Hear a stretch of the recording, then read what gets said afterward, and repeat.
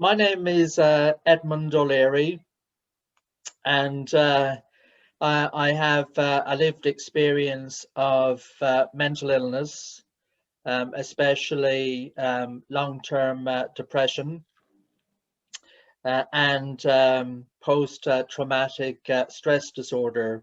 Illness has affected my life for a good 20 years plus.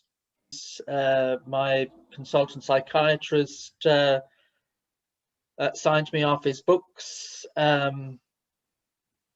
about 18 months ago, thinking that I was, I guess, a success story and my mental health could be managed by my GP, uh, who I have never met in person because it's a new GP.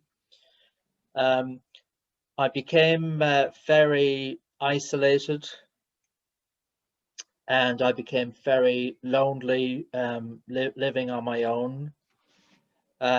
Used to receive a full package of support from Surrey and Borders Partnership, and that even included having a support worker visit me for 3 hours a week, which was of huge benefit. But sadly, as I am no longer a patient of Surrey and Borders Partnership, I have no package of support, which has not helped me one bit. The only support I have is the support of a GP, and I've never met the new GP in person. I've just had one telephone consultation with her many months ago. And I am currently on universal credit. Um, it's not something that makes me feel proud, but the reality is the universal credit payment I receive pays for my rent and pays for a few bills. The lockdown this year has been a complete nightmare for me, and I have ended up earlier this year mentally ill. And although there has been some engagement between me and Rosebery Housing, I believe it has been quite lackluster. I have found it very difficult to get work. Employment is not all about making money. It's about playing a role in society and feeling valued. On the run up to Friday, the 16th of October, 2020, I was feeling very low, and I was feeling very depressed. And I have to say, earlier this year, I had considered checking out. Thankfully, I haven't checked out, but I did decide to put a tweet out on the 16th of October, just before midnight, just saying I am not okay.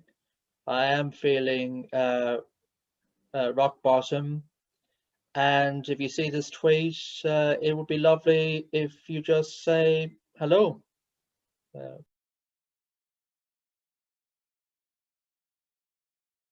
20 million people have seen my tweet, which is surreal. And I never expected that. 102,000 people and counting engaged with me directly. Photographs of cats, kittens, puppies, small human beings, big human beings, anything you like.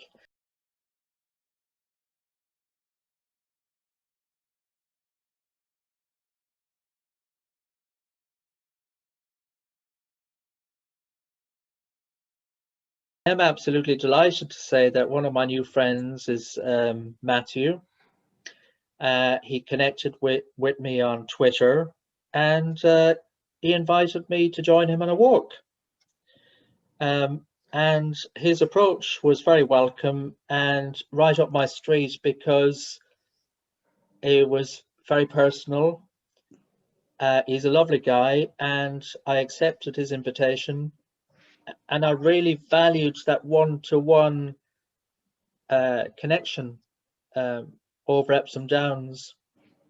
I have to say, I have to laugh because when I reflect on my first outing with Matthew, I thought it was going to be a gentle stroll around Epsom Downs, and I soon discovered it was an introduction to army training.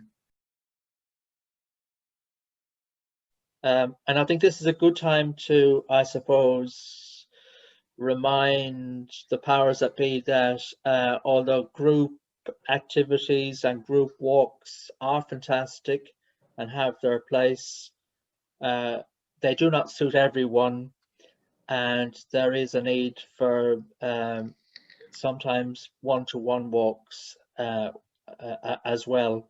Perhaps not one-to-one army training, but one-to-one walks are very beneficial.